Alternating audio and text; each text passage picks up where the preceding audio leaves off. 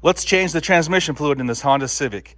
I've already operated the car and got it up to operating temperature, and I pulled it up on these ramps here so that I can get underneath the front of the vehicle. I've jacked up the back of the vehicle and put jack stands under it so that it's pretty much level. We want to have it really level to get the transmission fluid to drain properly. Okay, now we want to get underneath the front of the vehicle. We want to have a drain pan handy, and we want to have just a regular 3/8 ratchet. Underneath the car here, right in the front of the engine, it's easy to get to, is this drain bolt right here. It's a round bolt, so you can't put a wrench on it, but you can put a 3/8 socket right into the hole right here. You can use a tiny extension if you want, but I don't think you have to. So just get it in there. Make sure it's in there all the way. Make sure your ratchet's on loosen. Go ahead and break it loose.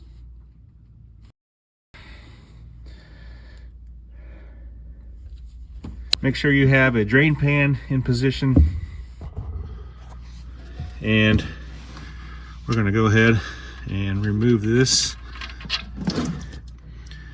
And the fluid will be kind of warm because you've already got it up to temperature. So let's just go ahead and let it drain out. So there will be a magnet on the end of your plug, a pretty good sized magnet here. And I don't have any big chunks, which is good. I do have some kind of metal slurry here. You can kind of see it, so that's not a great sign, but it's not too bad. Again, this fluid's probably been a very long time since this has been changed. While this is draining, let's go ahead and clean up your drain plug.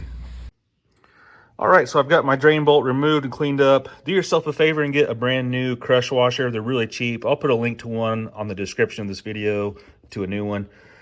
And you also want to use some genuine Honda transmission fluid. The manual calls out for ATF Z1, but that's been replaced by DW1, the Honda brand here. And it calls out for 2.5 quarts. So I'll go ahead and put a link to the actual Honda oil in the description as well. And you can get by without using a torque wrench, but I have a torque wrench, so I'm going to do that. It calls for 36 foot-pounds of torque. Okay, I've got my new crush washer installed on the drain plug. I'm going to get it started here. Make sure you get it started straight. Get it started a handful of turns, and then we'll get a rag and wipe up that old oil that still kind of was seeping out there. Now let's go ahead and get it just a little bit tight. All right, it's just hand tight here, just barely snug. I am going to go ahead and use my torque wrench. I have the torque wrench set to 36 foot-pounds. All right, and then we can kind of see about how much it turns before the 36 is tripped. About right there. So that only turned, you saw, not even half a turn, about a quarter of a turn past snug, if that, was about where 36 was.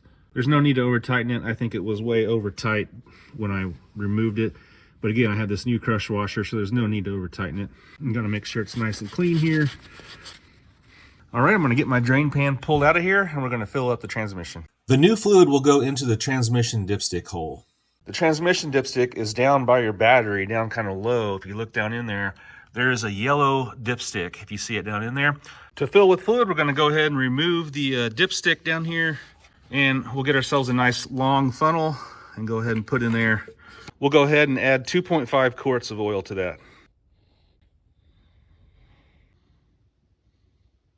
Now that we have 2.5 quarts added, let's go ahead and remove this funnel. Let's go ahead and put your dipstick back in. And at this point, let's go ahead and lower our car back down, take it for a drive, make sure it's at operating temperature, then park it where it's level. Okay, I've driven the car around and got it back to operating temperature. I've just shut it off. The manual says to wait 60 seconds, but not longer than 90 seconds to check it. So that's what I'm doing here. So you just pull out the dipstick, wipe it off with a rag, and then reinsert it until it's seated. And then pull it straight out without hitting the sides of the transmission so that you can easily read the oil level.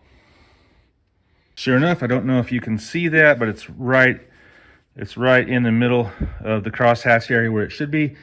So my transmission fluid's in a good spot. Once you're satisfied with your fluid level, just reinsert your dipstick and you're all good to go. Hopefully this video on how to change your Civic's transmission fluid has helped you out. It's a pretty easy job to do. Give me a thumbs up and follow for more useful Civic videos. Here's a few more videos I think you might like.